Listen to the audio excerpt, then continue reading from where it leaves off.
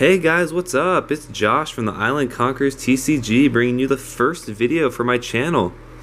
I thought since this is the first video, I would just show you guys the cards that I've made and explain what they do a little bit.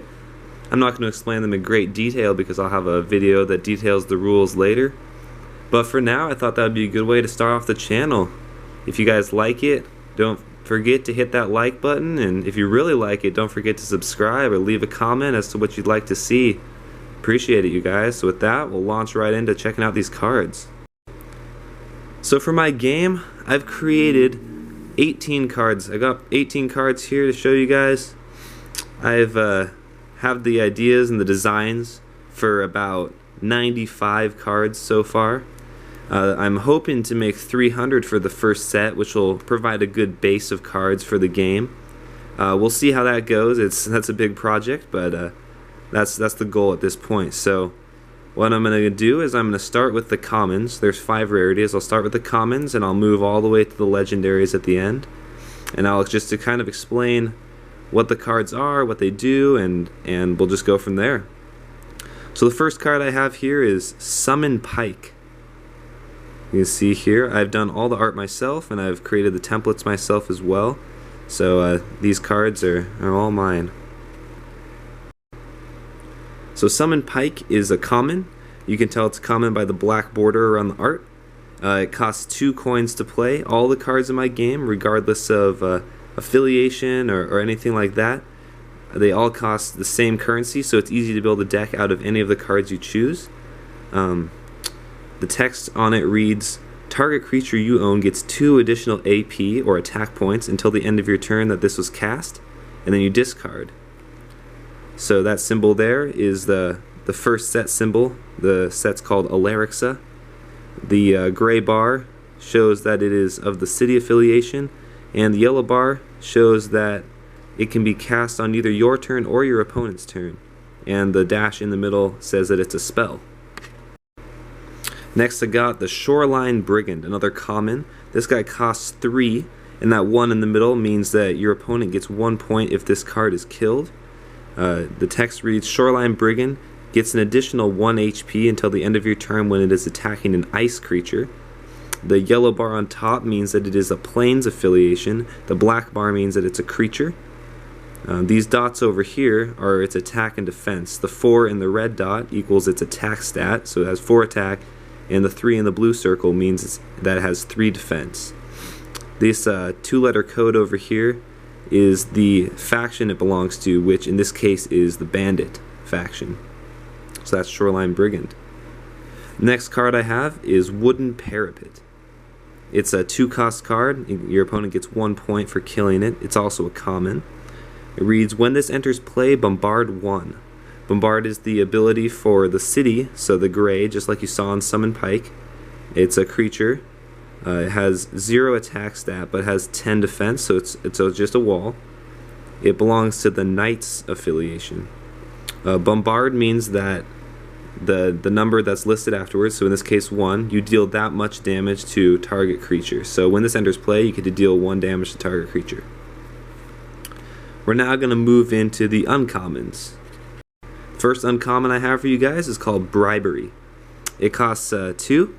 It's an uncommon. You can tell by this bronze brown border around the art. It says that target opposing creature can't attack you or your creatures this turn, and then discard.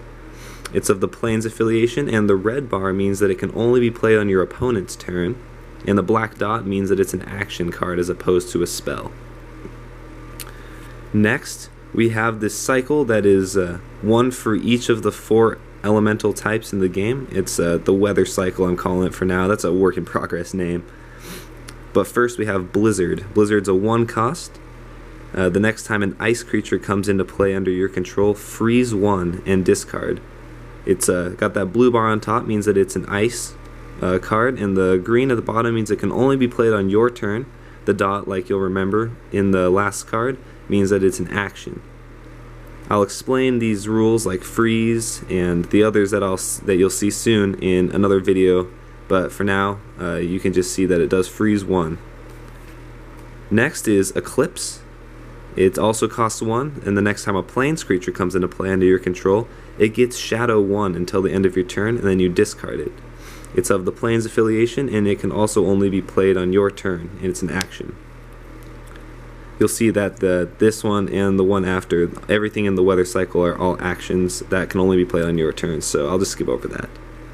This one's called Mudslide. It costs 1. It reads, the next time a jungle creature comes into play under your control, entangle 1 until the end of your turn, and then discard. It's the first jungle card that you've seen, and like I said, it can only be played on your turn. It's an action.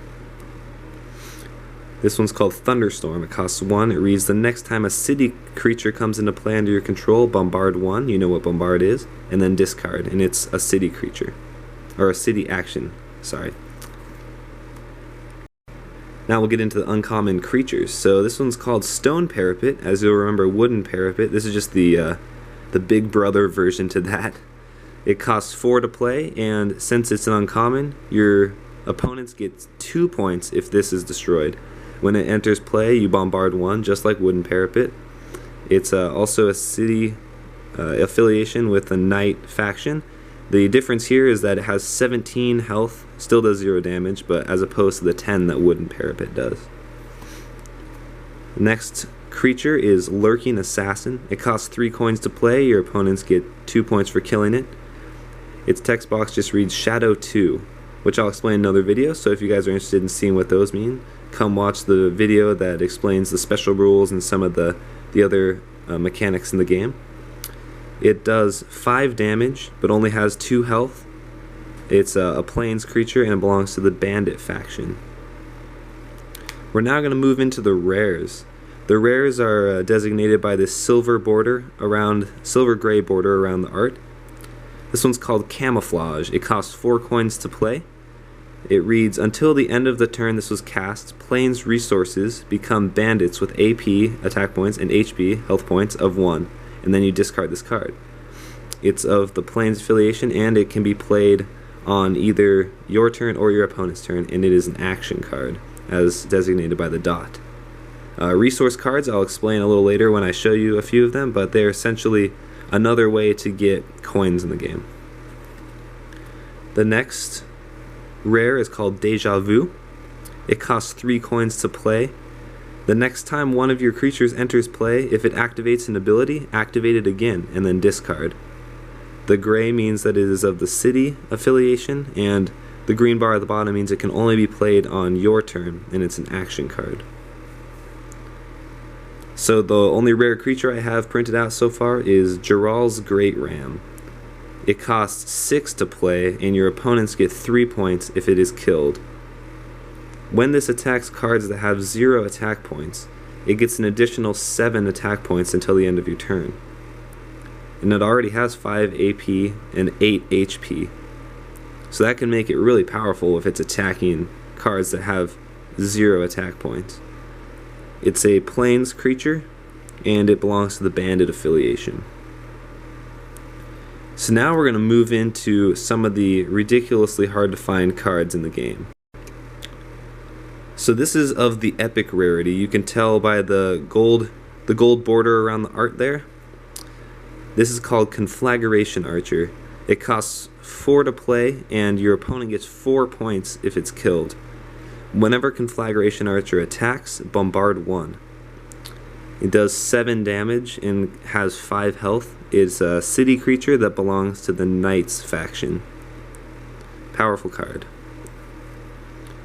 The next epic card is the Standard Bearer of Dusk. It costs 5 to play, and your opponents get 4 points if it's killed. It reads, all playing creatures you control gain an additional Shadow 1. So anything with this yellow bar on top here gets an additional Shadow 1. It only does 2 damage but has 8 health and belongs to the Bandit affiliation. Or faction. Excuse me. So this is the first resource card that you'll see. Resources are designated by a white block on the bottom. This is called Jiral's Encampment.